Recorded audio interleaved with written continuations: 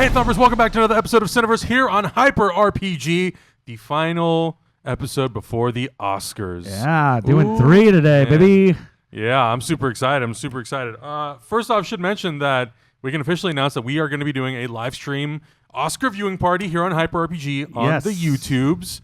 We're going to be starting that probably around 5 o'clock on Sunday. Apparently, you'll be able to stream the Oscars online this year. So, great. Finally. Wherever that's going to be, we'll definitely populate the description with all those links, and we'll send out tweets and all sort of stuff. Hi, Zach. We'll populate all the links in the description with everything that you guys need to know, and we'll make sure to post stuff on YouTube and Twitter and Instagram and all that sort of stuff and let you know exactly what we're going to be doing. But 5 o'clock is what we're aiming for because I think the actual ceremony itself starts at 5:30, and it'll probably go till about like 8 o'clock or so. But it'll be fun. It'll just be us hanging out. We'll bring some friends over, and we'll see. We'll see how this Oscar turns out. Yeah, we'll probably kind of do some kind of thing to have vote, so you guys can vote online and that kind of a thing, and we can see how we're doing via competition. Maybe we can do some like friendly bet stuff. Oh, for sure. We did that last year, and that was really fun. Yeah, we did. Last year was. If you did not see the endings of last year's Oscar, our reaction videos, it's in there. You can just go check it out. It's. Elizabeth pops in at the very end. She literally happened? The worst timing, like because it was like La La Land, and they're giving their speeches, and Elizabeth's like, "Well, that's it. I'm gonna go to the bathroom. We've been here 3 hours." Elizabeth goes to the bathroom, and at that point, that's when all those shenanigans happen. Elizabeth comes back and goes, "What happened?" And Cameron's like, yeah. It's literally Elizabeth was Donald Glover in that Community gif when the house is on fire. Yeah, that's pretty accurate. Also, happy to announce that we are officially an affiliate of Atom Tickets. Atom Tickets and us, we're going to be working together on some cool stuff. If you guys want to go sign up for Atom Tickets, do so using the coupon code SQUAD, and you'll get $5 off your very first ticket. If you're a returning customer, or if you want to buy some gift cards, or you just want to purchase tickets through Atom Tickets at all, make sure you guys check out the link in our description video. Atom Tickets is an app that we use on the regular. Yeah, we've been using it for a couple months. We've been using it for a long time now. Basically, what it does is it allows you to create more or less a group shared movie-going experience where somebody can set up what movie they want to go see, what time, what theater. You can invite all your friends to it, and it's a little bit more of a community event, and everybody's sort of responsible for paying for their own tickets. That way, one person doesn't have to buy them all and be responsible for everything. Yeah, that's helpful. It's something we've been using for a while, and also what's kind of cool is you can also cancel, like if you say you can go and then you can't, you can cancel the day of the film. I've done that. There's been a couple times where it's like Black Panther's a good example. Like we bought group tickets to Black Panther 2 months before it came out, and then yeah, there it is right there, Atom Tickets.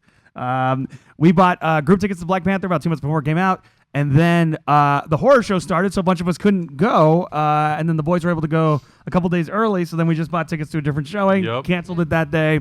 Totally fine. Everything that we do here, it's all supported by the community, so anytime you guys click our Atom Tickets affiliate link, that helps our show out, that helps out Hyper RPG, keeps the lights on, keeps everything here going, and I would greatly appreciate it. Also, Atom Tickets offers some really cool stuff on top of tickets. A lot of times when we go to see some of these movies, like Star Wars and Black Panther, you can buy merchandise that comes directly from Atom Tickets. Like I bought sweatshirts.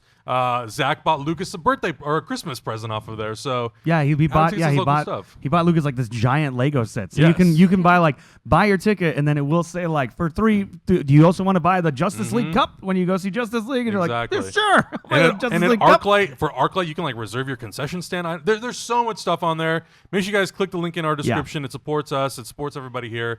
And go watch some movies because that's what we're all about here. Yeah, and we'll tell you what we're going to go see. We haven't really talked about it, but I have a pretty good idea of what I think next week's episode is going to be. And I'll definitely be using Atom Tickets for that film. Oh, yeah. I'm excited then. Yeah.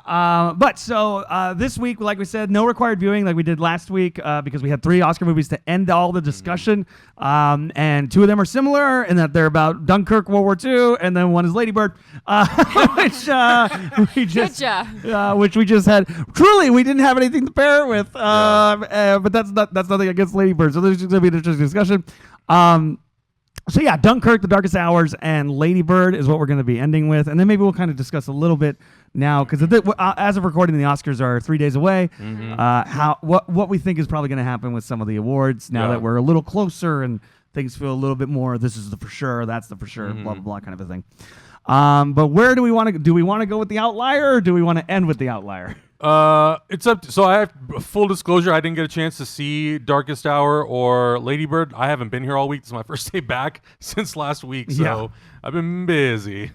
Yeah, that's totally. Do you have a preference on where we go with this? Well, I just didn't see Darkest Hour. Oh! So that's gonna be you talking All about. right, so I'm gonna just go on Darkest Hour for a minute, which is fine. First of all, I think you need to read people your tweet because your tweet was kind of amazing today. Yeah, so let me. If you don't follow me on Twitter, you can get you can get some real gems. Here's what I thought of this film. But yeah, I sent out a tweet that was having now watched all the nominated films. Here's my ranking: number 1, Shape of Water, Get Out, Phantom Thread, Call Me by Your Name, Dunkirk, 3 Billboards. Number 2, Lady Bird. Number 3, The Post. 4 blank, 5 blank, 6 blank, 7 blank, 8 blank, 9 Darkest Hour. So you hated it because a lot of people really liked it. So I'll say this: I really didn't hate it. It fell into a perfectly 3-star mediocre movie. I think there are some. So first of all, Joe Wright as a director, I really like. Actually, I love Atonement. I liked his Pride and Prejudice. I thought Hannah was great. I really liked how strange but daring his Anna Karenina was that he did with. He did Pan, which was his last movie, which was not good, but there were so many weird chances that you're kind of... It's one of those things like where you see like, oh, this is a guy who's a filmmaking genius who'd made so many bad swings, but God, you took some chances, and I appreciate that. It's a chance that like brilliant filmmakers make, where you're just sitting there going like, how did you get this so wrong? And that's Pan. And so I was kind of excited. Like Darkest Hour, the first trailers came out, and I was like, this doesn't really seem like it's going to be for me, and that's fine. It doesn't have to be. But then when I saw it was Joe Wright, I'm like, oh, cool, because I really like his sense of sensibility. I think like he has a way to bring an eye in a way and bring devices to a story that would seem kind of normal and plain and kind of elevate them or make them different. And I think there are some directorial choices. There's some framing in this film that I love. There's some shots that I think are really good. But honestly, at the end of the day, and the thing this movie's getting the biggest praise for is the performances. No one's bad in it, but it very much, it felt like a parody. It felt like the first 45 minutes felt like an SNL parody of a World War II Winston Churchill drama. Wow. Like, everybody's delivering lines like this! And like, for the first like 45 minutes. And you don't think that's just sort of like a stylized period choice, or? I think it is, but it didn't you don't work. Like it. I couldn't. I think it depends on the movie. So I called Elizabeth a little bit after I watched this at home, and so I called her about when I was about an hour into it, and so the opening scene is Parliament. Winston Churchill's not there, but it's Parliament, and it's very big and dramatic, and the camera's constantly swooping and moving, and these guys are. And people are like, we need to make a call of no confidence. And people are like, yeah.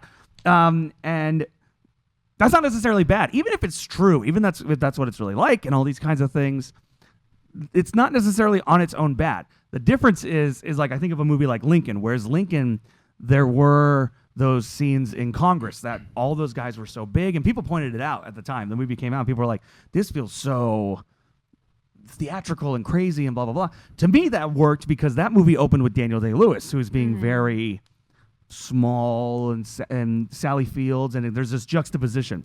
This opens with this big thing, and it did, to me, it felt like an SNL sketch, just with a better use of camera. Gary Oldman, he's great, but it's acting. It is all acting. Every scene, every line, and the music just swell. It felt very exaggerated. Yeah, it felt very maudlin and exaggerated. Again, there are certain scenes that work. Lily James has nothing to do in this film. She's his secretary, and she is there to just hear exposition about who Winston Churchill is, what the Battle of Dunkirk is, what's happening in World War II. If you thought Lily James had nothing to do in Baby Driver, you're going to be so mad at this movie. Oh, man. She literally is there to look sad and be told things. the person who I thought was legitimately great in this was Kristen Scott Thomas. She plays Winston Churchill's wife. I could have used a lot more of her. I thought she was fantastic. She's only kind of in it to, again, tell Winston Churchill, like, oh, you're a rapscallion, but you're right. History will see that you are right. Because of course it did. Because that's what happened. Screenwriters are aware of this.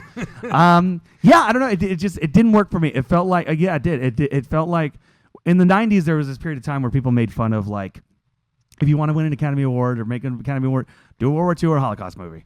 Do a World War II and a Holocaust. And this felt like the it just very hit, baity thing. It hit all the beats of here's how you do it, and it bummed me out because, again, like, I love all of Joe Wright's movies except for Pan, but Pan is this weird thing that I'm kind of like, wow, man, you took a chance. And this, again, even though there's some shots and some directorial choices I did appreciate, it felt like a director somewhat playing it safe.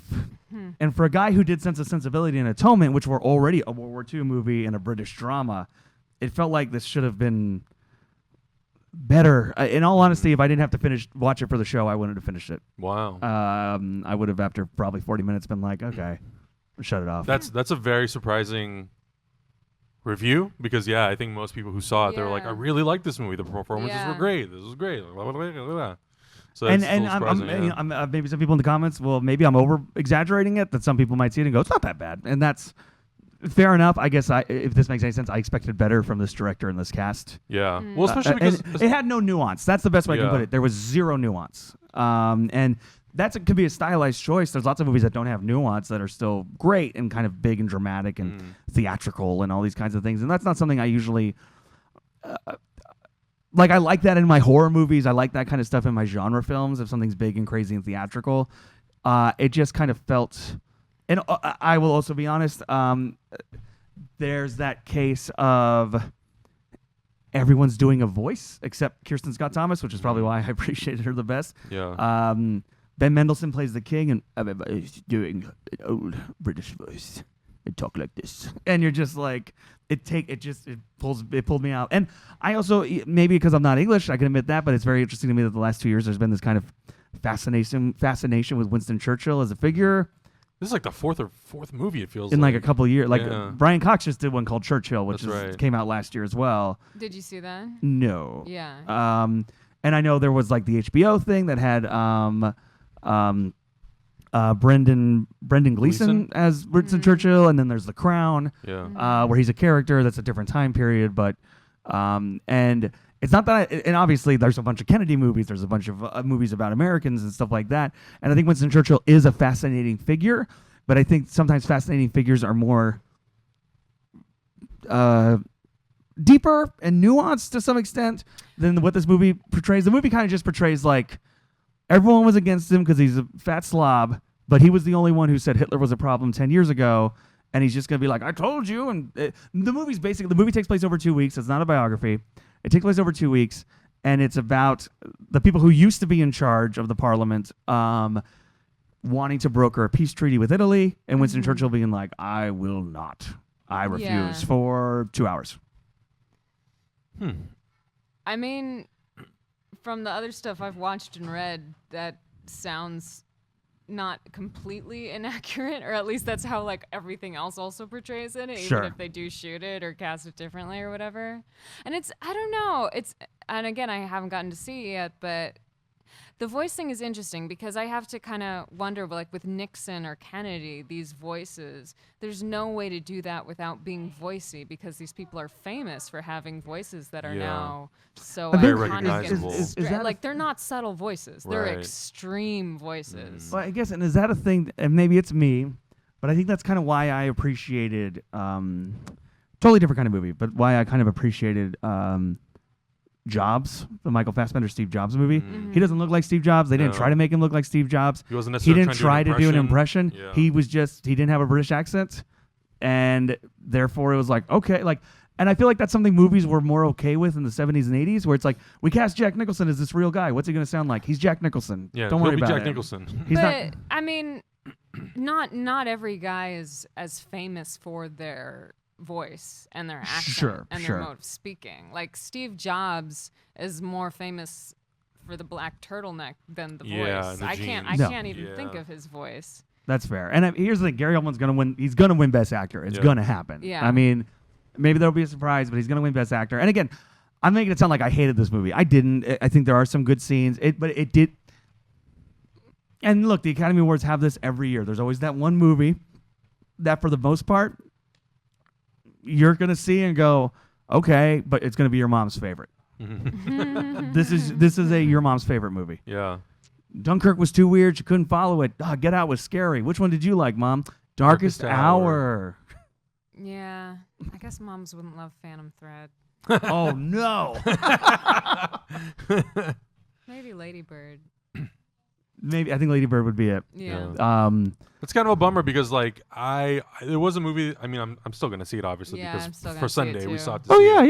Yeah. But it does sort of, I guess it sort of maybe puts into balance a little bit more of like, or I'm going into a little more level-headed as opposed to like, well, this Yeah. must be a great performance on a great movie. Yeah, me too. So thank you, Cameron. Yeah. Well, and I think Maybe I'll come out and be like, oh. And I'll say this. I will say this. To me, the second half was better than the first half. The first half Yeah. where it's like, who will be the new prime minister? Winston Churchill. Winston Churchill. I do not like him. And it's just kind of all these scenes, and then you got to cut to him, and he's like meeting Lily James, and he's like, I'm in a robe and I'm slovenly. And I'll be honest. I kind of love that. I love movies filled with like angry, serious, grumpy old British men. but here's the thing. I think that's why the second half was better. Is it was more constrained. It was Yeah. like 2 days, Yeah. and there was more meetings, and the scenes lasted longer. And so, like, I will say, like, I think, and this is, you never want to come in here and be like, if I had made the movie. But a part of me is almost like, you know what? The second half of the movie should have just been the beginning of the movie, and then just extend the end to like what happened after the Battle of Dunkirk a little bit with him. I think that's a more fascinating movie of him in boardrooms as opposed to like, here's Parliament. They don't like him. Here's his wife. He's in a robe. Oh, he drinks. And people can talk about Winston Churchill drinks a lot. And couldn't he really be prime minister? And I'm like, who cares? Yeah. Who gives a shit? Just get to the interesting I stuff. feel like there's a lot of movies that are like that. That the first half of it, you're like, I didn't really need this. I could have just started an hour Well, in. and a different biography film, but it's sort of like in a very different kind of movie. But like Social Network. What I love about Social Network is it drops you right into he's writing that live journal post, and boom, the next thing happens. You don't go to him, and then you hear about other things he has done. You've heard about like, oh, you did this thing in high school. You created this music thing, and then you shut down this. The movie doesn't start with him in high school being a kid and people going like, man, that Mark Zuckerberg sure is smart beyond his years, but he's kind of a jerk. Yeah. It's just for 45 minutes, and then the live journal post happens. The movie stuff. It's that thing where it's like sometimes it's like, you start the movie in the interesting spot. Sometimes that's okay. Yeah. You don't need to do 40 Shave minutes off of the introductions excess. where it's like, here's the secretary. And here's the thing. I understand. True story. Someone's probably going to go like, well, that is the time he met that secretary. And she was important later. But as a character in a film that is a fictitious version of what happened, she's literally there to just have either tell other people exposition or be told exposition. Yeah. Where she's like, what is Dunkirk? And he goes, I was just battling 4,000 of our men. And they're going to die if we don't do something. The music swells, and Winston Churchill's like crying a little bit, and you're just like, oh. And again, I'm sure my mom hasn't seen it. I'm sure she's going to be, that was probably her favorite movie. Yeah. She'll probably be the one where it's like, I didn't hear anybody talking about that one. Well, let me tell you, Mom. I know. But I'm being real harsh on it. But honestly, like, go see it. Let me know. I mean, he's going to win Best Actor. I think Kirsten Scott Thomas is very good. There are some directorial choices I like. And I, if this gets Joe Wright out of director prison from Pan, great. I'm very excited to see what his next movie is going to be. But now we can go on to Dunkirk, which is the one all three of us saw. The second part of the Winston Churchill movie? Yeah, the second part of the Dunkirk story, the actual battle. Yeah. So directed by Christopher Nolan, written by Christopher Nolan, starring Tom Hardy, Cillian Murphy, Mark Rylance, who's great, Harry Styles, which was a big to-do, and he didn't matter. He's fine in it. He's fine.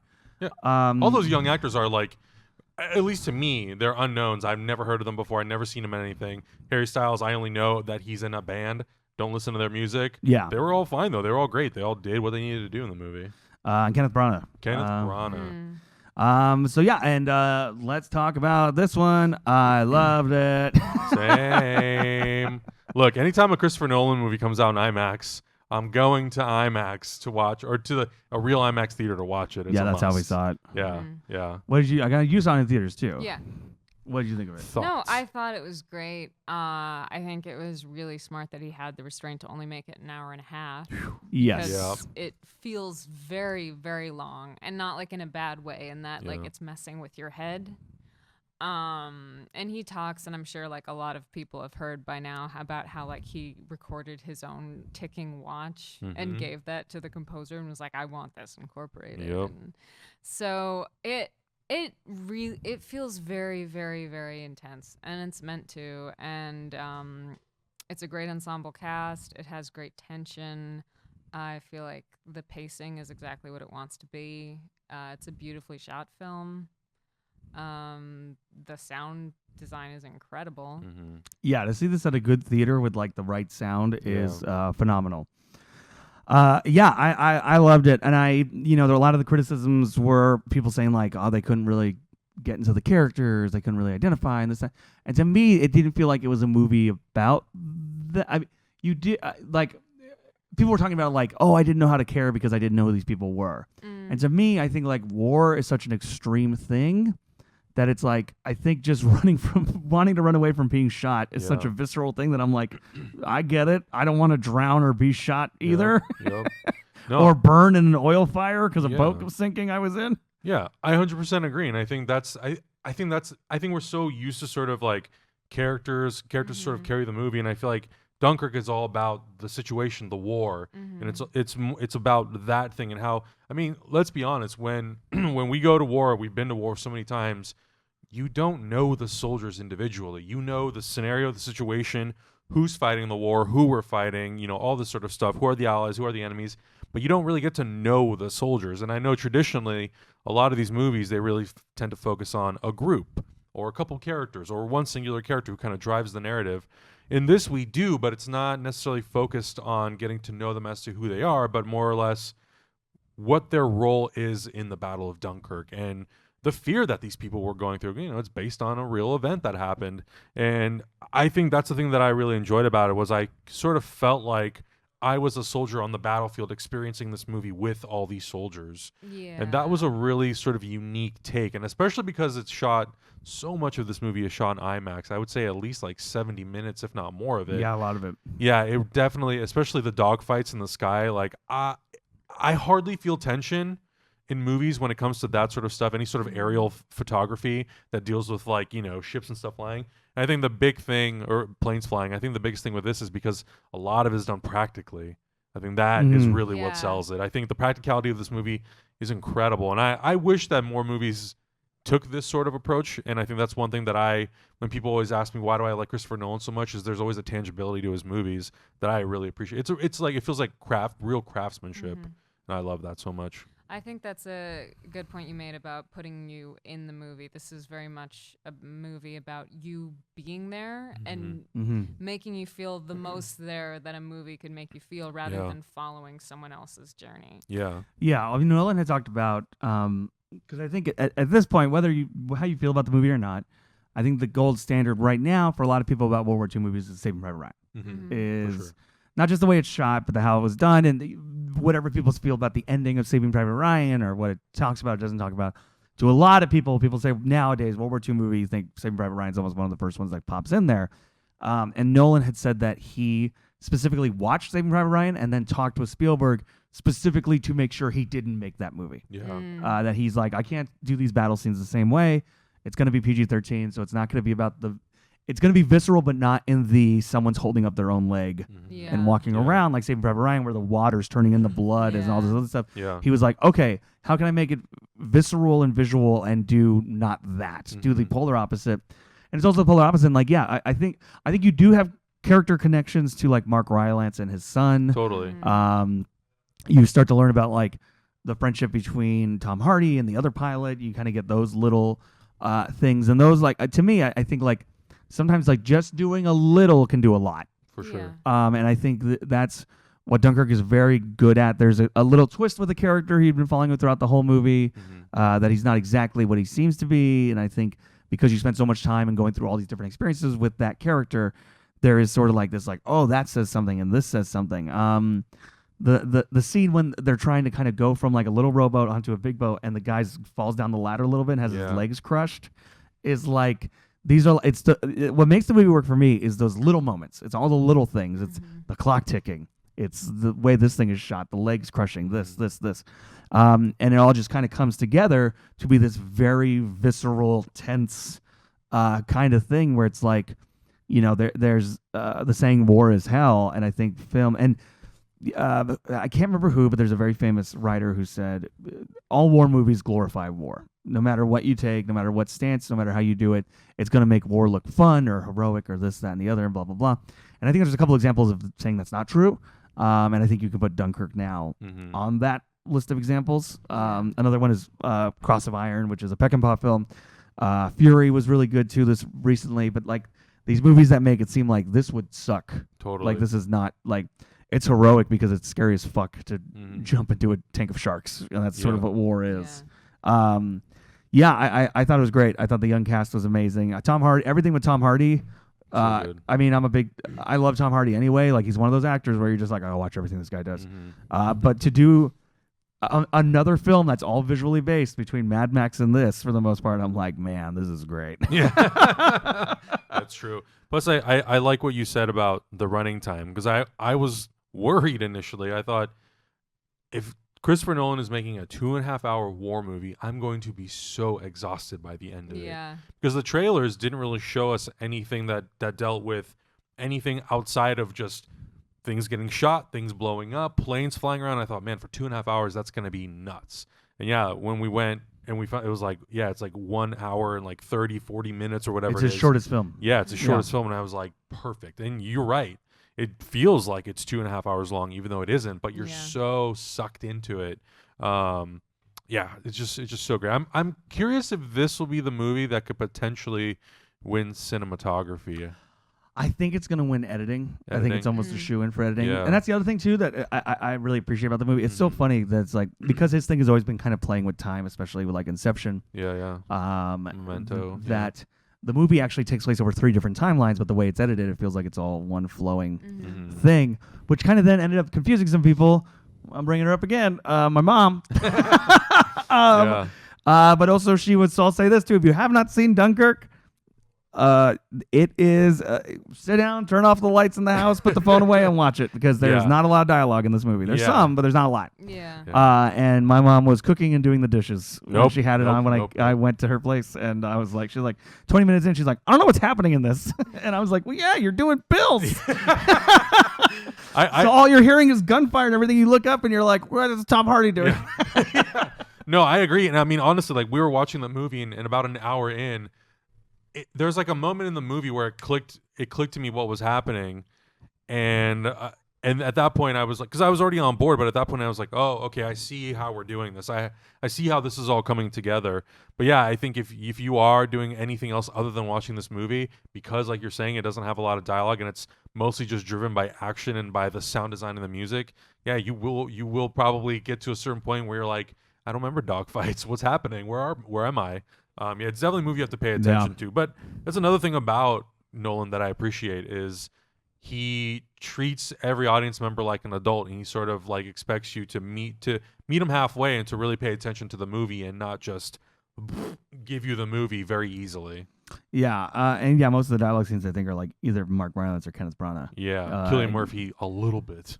And Kenneth Branagh, the last couple of years I've not been the biggest fans of the movies. He's mostly only kind of been in movies he's directed, and I just have not been big fans of those. Murder on the Orient Express was fine. He was good in it, but it's fine. The Jack Ryan movie where he had a Russian accent was not good. It was very boring. There's been a couple movies here. I thought he was great in this. I thought it was the right kind of subtle kind of thing. And I feel like it's been a while since I've seen Kenneth Branagh kill it in a movie. And I felt like he killed it in this. It was very subtle. It was very subtle. Murder on the Orient Express was weird. Yeah, I was about to ask about that. Weird. I really, honestly, I don't remember that well. Yeah. I was going to say, like, you're just like, Murder on the Orient Express was fine, and you went off for, like, character acting in Darkest Hour. Oh, no, I know, believe me. But I guess that's different. Murder on the Orient Express, not, nominated for anything, and no one's saying no one's saying it was great, and no one's saying anybody in it killed it. Yeah, that's true. Nobody's like, this is a career-defining performance from Josh Gad. And also that movie has more of like I'm not saying it's good, but it has more of like a weird masterpiece theater vibe to it, whereas like Darkest Hour, again, I think it was just like, well, moms are gonna love this. Yeah. So it is what it is. But yeah, I'm not saying murder. If someone's like, which of the two do you want to watch? I'd go neither. Between Darkest Hour and Murder on the Orient Express. Yeah, Dunkirk.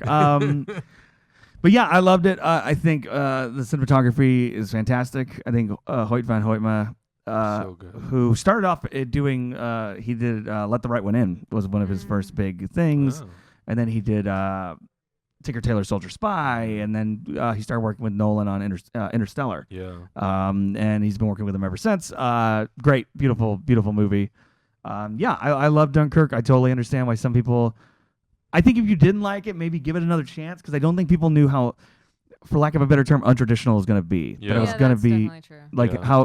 how it was going to be so much like a silent movie and less like a I'm so and so and I'm going to try and get back home to my wife. Right. You know. Yeah. I used to be a botanist. Well, you and know? I think a lot of people. I mean, this is no fault of anybody's. I mean, because that's what he's kind of known for. Is I think most people out there know Christopher Nolan as the guy who made Batman movies. Yes. And I think like even though Inception did extremely well at the box office, and it was mostly actually people really loved that movie. I think from there to like Interstellar, sort of like a 50-50. It was like maybe not 50-50, but there's sort of a split. Some people really don't like that movie, and some people do like it. So I think going into this, maybe people weren't sure what to expect, whether it was going to be on the lines of what the Dark Knight trilogy was and what Inception was, or if it was going to be more of like Interstellar, where it was kind of like weird, quote unquote weird. It ended up kind of feeling a little bit more like because of how much he's playing with time, it kind of actually felt like Memento. Yeah. In some ways, which it got compared to a lot, because Memento was the second shortest movie. And that was the big story when the runtime got released for Dunkirk. People were like, shortest film next to Memento. Yeah.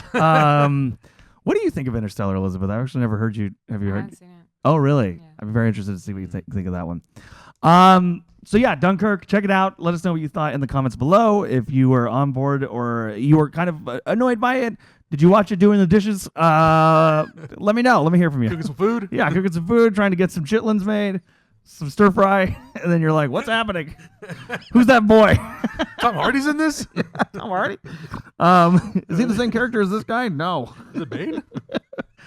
But yeah, let us know. So, final movie of the night, wrapping up our Oscar discussions of the reviews.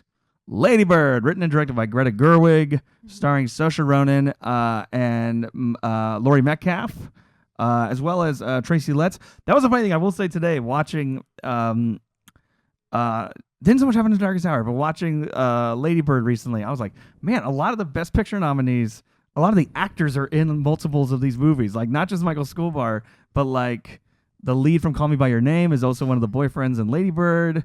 Tracy Letts. Yeah. Tracy Letts is also in The Post. Like, yeah, Michael Stuhlbarg is the only one who's got like a bunch of crossover. But like, yeah, it's so funny that like of 9 movies, there's a lot of like actors in multiples of these movies. Not that was a bad thing. I was just like, oh, that's interesting. So Lady Bird is about a young girl in Sacramento, California in 2002.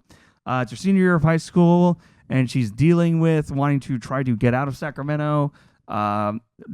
Issues with her mom, her family, her financial standing in life, and these kinds of things, and what's her final year of high school. Adam did not get a chance to see it. Yeah. Elizabeth, I know you did, and we talked about it a little bit in that Greta Gerwig became a new NPR anchor just off of 30 minutes of Greta. Yeah, just making a movie. But what at the end, what did you end up thinking of Lady Bird? I liked it. When people tell me that it's their favorite movie of the year, though, I'm always surprised because... Now let me ask you this. Are you hearing that from people like us who go see a lot of movies, or are you hearing that from people who's like, I see 5 movies a year, and I went to go see Lady Bird with my mom? And then from last show... Dustin. Dustin also said... Yeah, that's true. It was his favorite. Because it's a coming-of-age story, and everyone in the cast is very good. It's a well-done coming-of-age story. I don't know if there's anything about it that sets it apart from me from any other coming-of-age story, or that gives it an extra something.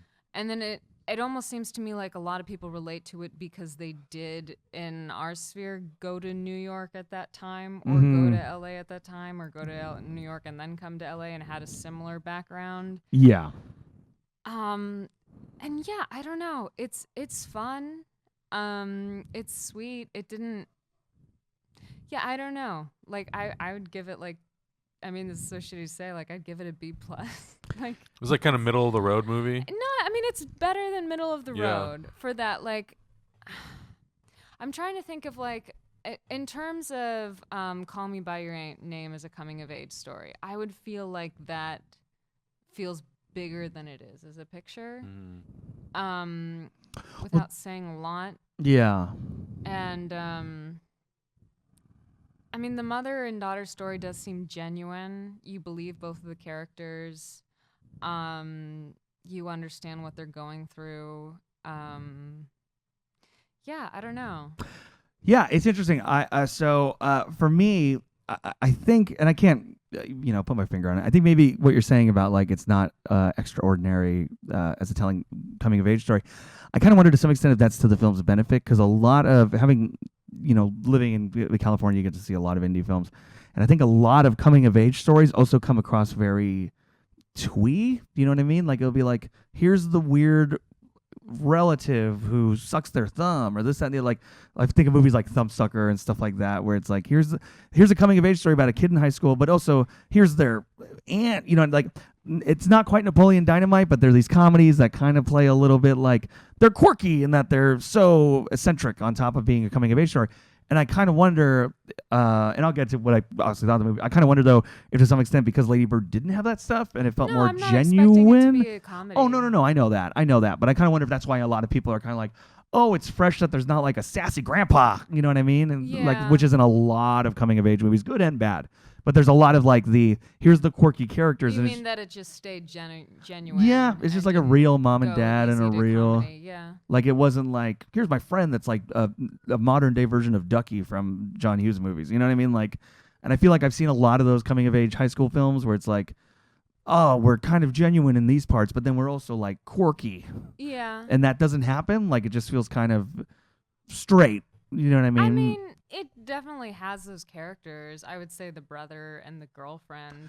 There's a little bit of that, but I think that felt, again, kind of like real. Like, I knew that kid growing up, whereas like most like eccentric comedies, like I'm like, I don't know who that is. I don't know wacky sass-talking grandma who's like into rap, you know what I mean, or shit like that. Like, I guess maybe the same tone might be Little Miss Sunshine.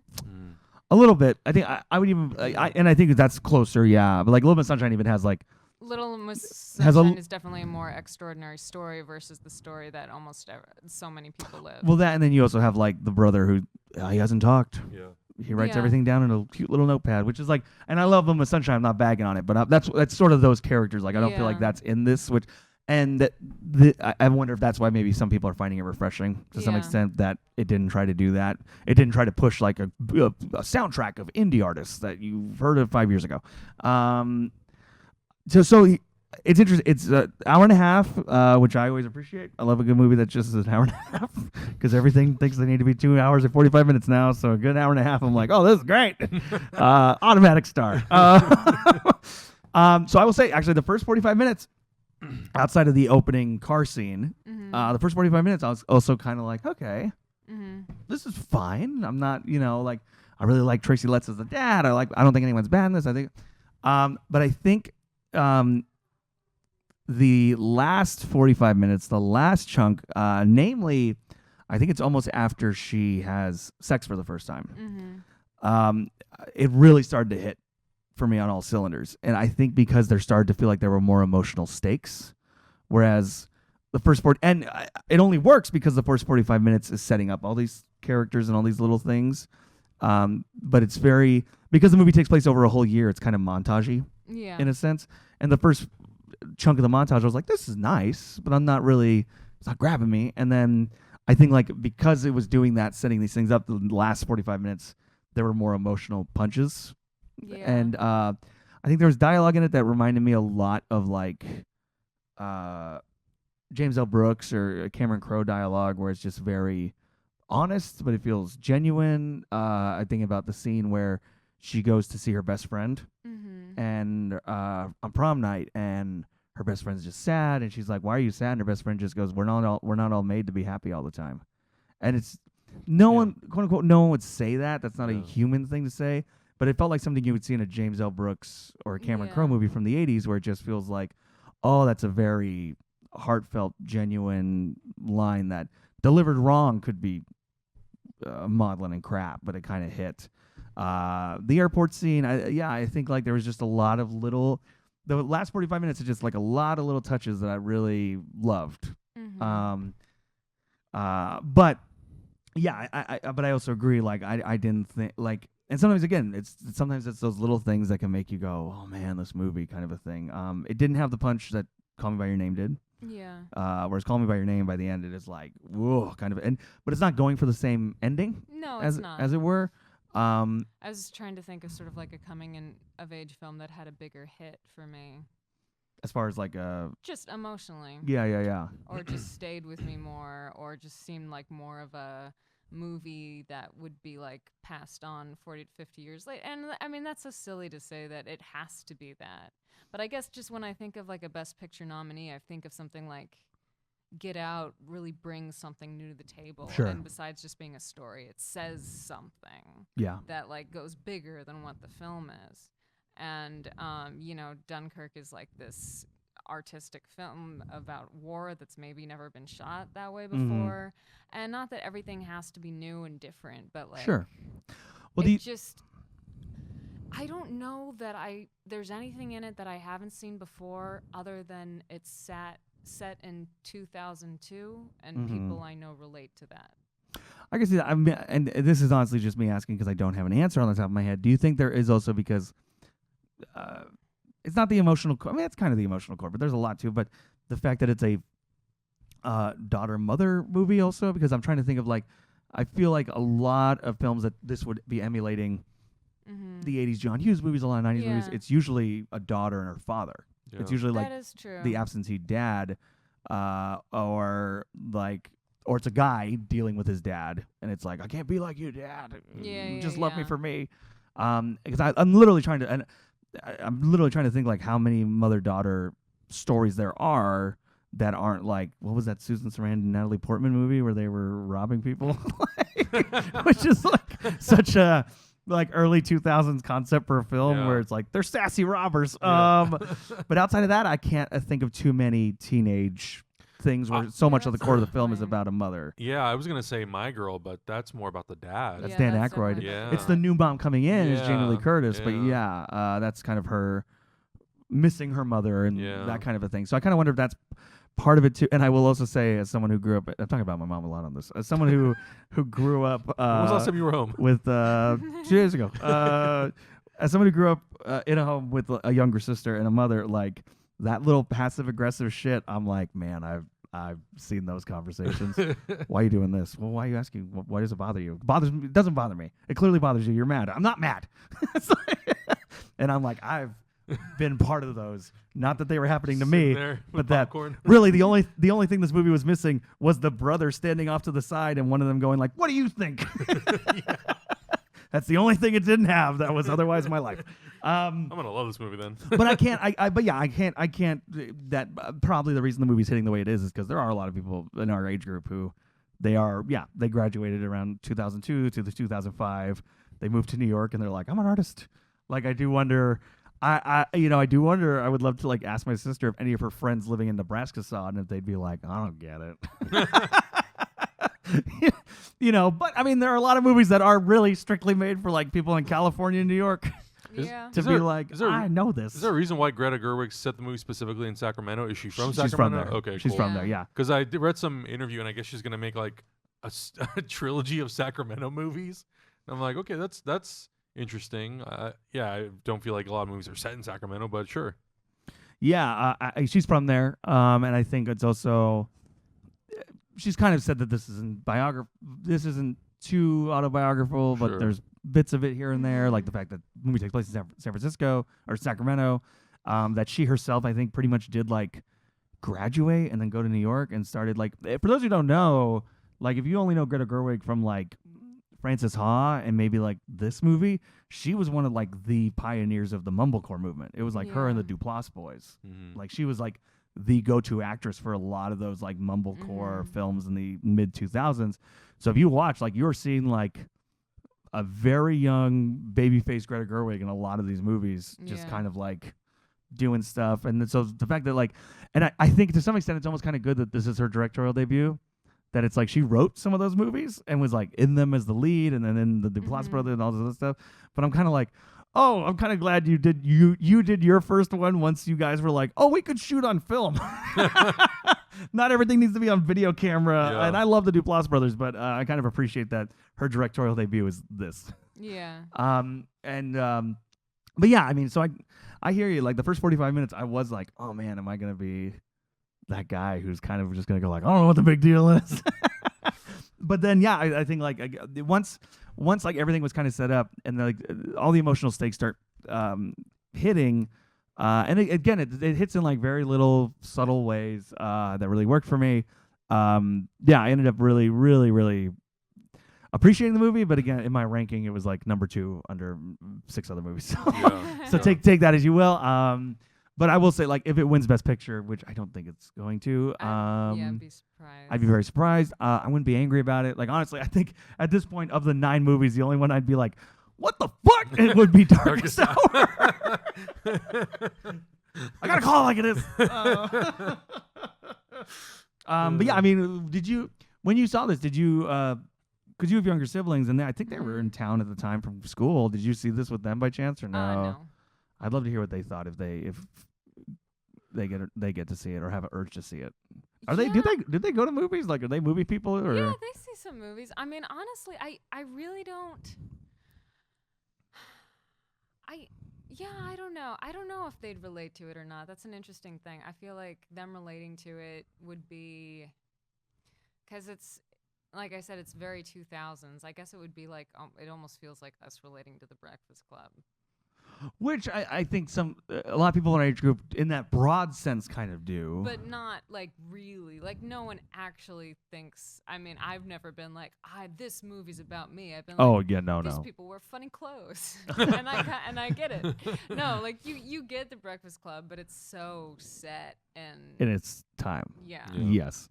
Yeah, I don't know. And that's sort of the stuff I like. Honestly, anybody watching this in the comments, if you are like, I graduated high school last year or anything like that, like let us know. Like, did this movie click for you? Was the high schoolness of it all, or the relationships broad enough that it didn't matter when it took place? Or were you kind of like, this felt foreign to me in a way, and blah blah blah? Like, I'd be very interested to hear about that. Or just like, if you're not the musical theater kid who went to New York without knowing what to do with your life, do you still like it? Yeah, I'd be very interested. But at the end of the day, yeah, I did. I really, really liked it. I think the second half of the movie's great. And Laurie Metcalf she's great. is amazing. Yeah. And I'm kind of, I mean, here's the thing. Allison Janney's great too. Allison Janney's going to win Best Supporting Actress. I do wish it was Laurie Metcalf. But Allison Janney's great. And any reason? Just because? I love Roseanne. My childhood was good to me. I really love. I mean, I love West Wing too, but I love Roseanne. Yeah. Also, I think I'll say this. I think because like I'm not saying that they're both in a lot of movies, but like I feel like I see Allison Janney a lot more in films. Yeah, Laurie Metcalf is. I mean, I mean, Scream 2. Lady Bird. And I'm not trying to be a sarcastic dick. I cannot name you another Laurie Metcalf movie. Yeah. But I know Roseanne. We know what Cameron's watching next year or this year, the reboot. Or not the reboot. Yeah, I mean the continuation. Oh god, I'm so scared. But it's not going to hurt the original show. The original show is always going to exist, and it's great. And I already have that whole series on DVD. And Laurie Metcalf's great on it. But yeah, so everyone, that's the 9 pictures. So let's go around we'll do real quick about. So it looks like now, a couple of days removed, 3 Billboards has snuck back up to being the top. Really? I'm seeing a lot of betting polls saying it's going to be 3 Billboards. Yeah. I'm surprised too. I felt like after the nominations came out, it was Shape of Water. It was Shape of Water for about 2 weeks, and now it's become 3 Billboards again. And we talked about it here. I really love 3 Billboards. That won't upset me. I am going to avoid the 3 years of think pieces and snark that is going to come from every movie podcast. About 3 Billboards winning. Yep. But then again, like, I don't know. I feel like a lot of people hated in the last few years, the Best Pictures had a lot of controversial Best Pictures. And after a couple months, it kind of died off. Well, I'll still say it dies off until the Oscars come around again. Oh. Yeah. And then that's when you'll see people snark real hard Remember about last year when this. Birdman. People snark all over hated Birdman. The Artist, which I would kind of agree with, but I'm like, whatever. Yeah, The Artist was annoying, but we all kind of forgot about it after that. I think we forgot about it because it's not ostentatious. Whereas like Birdman is very in your face, and so people love it or hate it. So then when it won, people were like, "Fuck this." People were fuck this so much that then when The Revenant got nominated a year later by the same director, people were so happy that Spotlight won because it wasn't Inarritu again. And I get it, everyone, I get it. Inarritu is a snobby, artsy fartsy type who puts his crew through hell. But his movies are fucking great. I don't give a shit. I really love Spotlight. I love Spotlight too. Spotlight's great. No. I love Spotlight. Yeah. And I'll be honest, Revenant was beautiful, but didn't do a lot for me. Yeah. But I loved Birdman, and we've talked about Beautiful, which was great. And I know a lot of people hated on Beautiful as well. Really? Yeah, a lot I of didn't know people. it was that popular. It was nominated for foreign, Yeah. but a lot of people. Because it was Inarritu had done Babel the year before, like a couple years before, and that was a huge movie.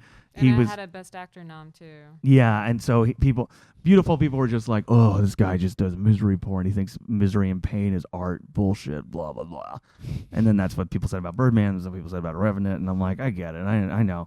He's not, in interviews, he's not as friendly as Guillermo del Toro or Cuarón, so therefore people don't like him. Yeah. He's like, whereas like Guillermo del Toro is very friendly, and because the three of them were like came up together, and they're like the three friends, and they produce each other's shit.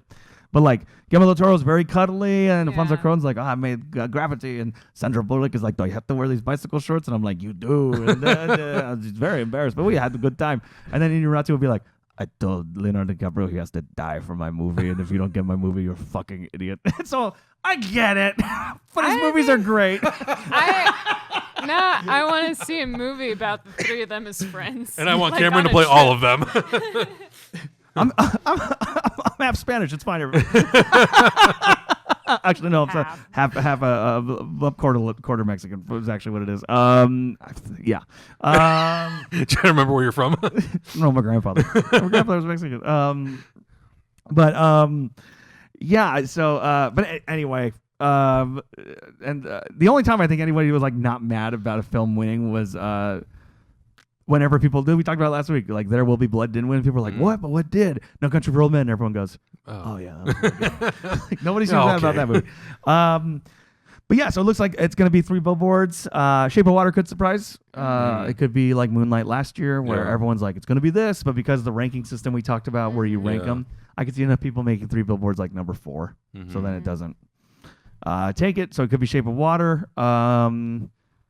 There was an article released today or 2 days ago where somebody was like, one of the new Academy members, because after the whole Oscar so white thing, they tried to open up who could be in the Academy. Okay. And so they did an interview with some of the new Academy members by not giving their names, but being like, what's it like being in the Academy now, blah, blah, blah. And he was like, oh yeah, all these old members said they refused to watch Get Out. It wasn't an Oscar-worthy movie. What? Wow. And I'm like, these are the people who are going to vote for Darkest Hour. Yep. Jeez. That's crazy. I know. And so it might be bullshit, but it was an interesting article. Yeah. But And what was their process for adding new members? Because the current process is you have to have worked on a nominated film, right? that might still be I'm not 100% sure. Someone could correct me. I don't know if that's still the process. I know they opened it up because they wanted to get younger people and women and people of color and stuff like that. That's the other thing too. I will say this too. This is the other thing that kind of like a little bit surprised me. Going back to just a moment about Darkest Hour, where you know, like there's always that joke about the Academy members being these old white guys, which is true. But I always feel like old white guys appreciate World War II movies was like a cliche in the 90s, whereas now the old white guys are like Spielberg and Vietnam was their war and their war movies. So I don't know. Truly, I'm like, with Darkest Hour, I'm like, who is this for? Yeah. This feels like an Academy movie from 20 years ago. So I take that as you will. I don't know. That was something that surprised me. I'm like, is that still the cliche of the Academy Awards? Is like World War II and the Holocaust and slave movies, and I'm like, that was a joke in the 90s. That's still true? Haven't those old people died? Aren't they gone? Yeah. Aren't those old people from the 90s like the joke? Aren't they gone? Isn't this like now the old people are like De Palma and George Lucas and stuff like that? Yeah. And I mean, they made World War II movies too, but I'm like, whatever. And I'm not saying they voted for Darkest Well, whatever. now it's a throwback film. Yeah, now it's not. Yeah, it's a throwback movie. So it looks like it's going to be 3 billboards. Shape of Water could surprise. Director, I think it's going to be Guillermo del Toro. Yeah. I think it's going to be Guillermo. Yeah. And then other than that, the acting awards seem to have been pretty much laid out. I think it's pretty much locked in. I think I'm pretty sure every single award show, those same actors have won every award. Yeah. So it's Gary Oldman, Allison Janney for supporting, Sam Rockwell for and Frances McDormand. Yep. Yeah. Yep. Screenplay, screenplay can sometimes be a surprise. Sometimes like screenplay will go to a film that gets nothing else. It could go to Get Out or it could go to Greta Gerwig.